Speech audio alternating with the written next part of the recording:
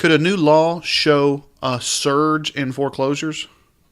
Welcome to the show that takes up no more than 5 minutes of your time, but could help you gain massive real estate knowledge. It's 5 Minutes in Real Estate with best-selling author Shane Willis.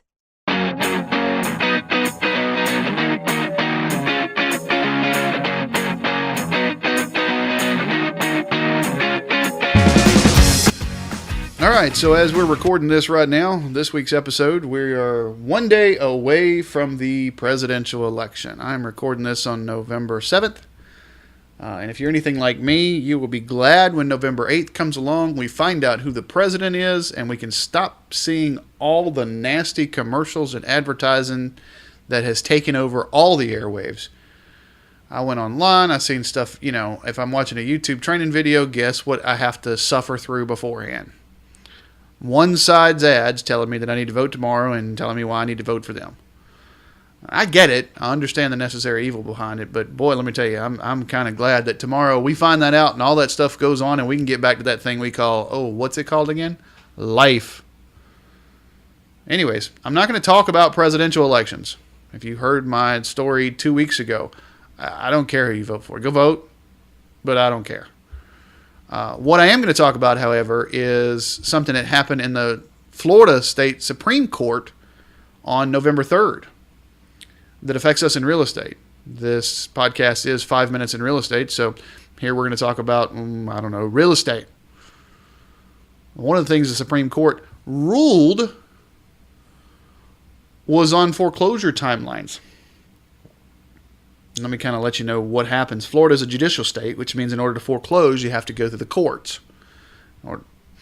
The courts had a statute of limitations to complete a foreclosure of 5 years.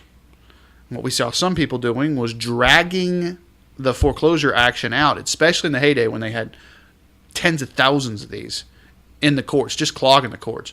People would drag it out, file motion after motion after motion. Well, that clock kept ticking. And if you could get all the way to the 5-year point, your statute of limitations is over, and the bank started to really get limited on their options. Even though they lent you the money, they get real limited on their options on what they can do to recollect collateral. This new ruling basically says that if a foreclosure case gets involuntarily dismissed, then the 5-year timeline resets and starts over again.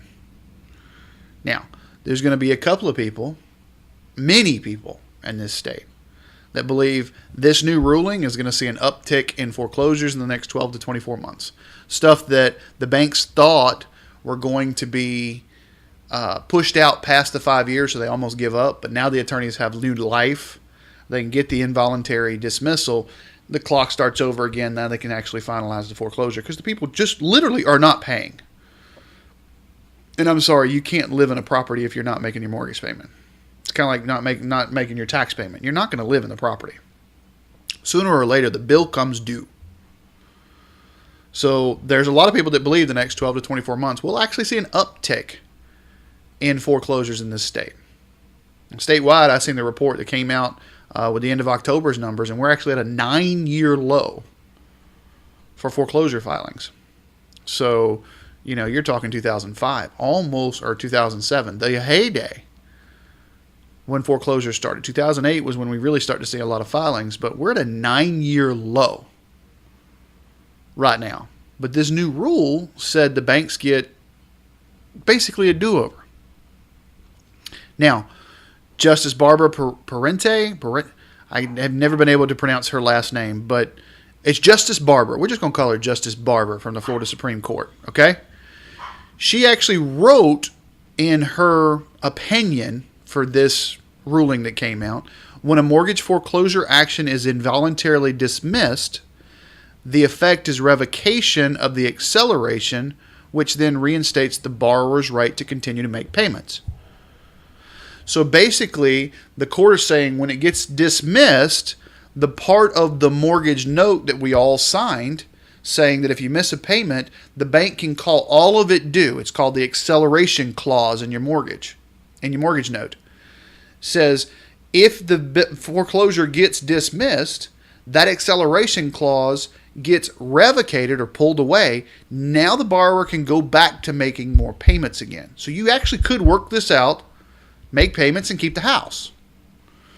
But if you miss a payment again, then the bank can start over. That 5-year time frame can start over. Because it used to be we'd work it out, but the 5-year time frame started from the day you first missed your payment. Well, that's no bueno. So this new ruling says, okay, we actually get to start over again. I do think that this may cause some new foreclosures to come in. I do think that there could be some foreclosures people thought they were just going to be able to stay in the house, not make payments, that they're going to have to move. The payments are going to be due now. I don't think it's going to affect us drastically because a lot of the foreclosures have already kind of worked their way through the system. We do have, everybody talks and speculates about that shadow inventory that we have here in this state because we were one of the leading states in the foreclosure market. We led the country into the foreclosures and we pretty much let them out. But we do still have a shadow inventory. There's still some stuff there that needs to work its way through the system. And to be honest, this may be something that gives the banks the rights to come back and go, okay, you haven't made your payment in 7 years. Now, I understand we can all complain, well, they shouldn't have given me the loan. Well, we have to take some responsibility as the borrower, too. I'm not anti-bank. I'm not anti-borrower.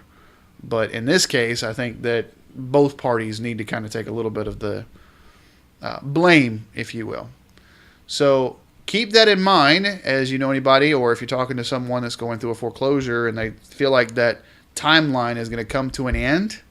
No, if it gets released, if it comes out of the course and gets involuntarily dismissed, the timeline now starts over. There's some knowledge for you. I hope that helps. If you're not subscribed over to the podcast, make sure you visit. I can't talk today. Visit ShaneWillis.com/podcast. That is a plural word. And subscribe today. Thanks for listening. We'll talk to you next week.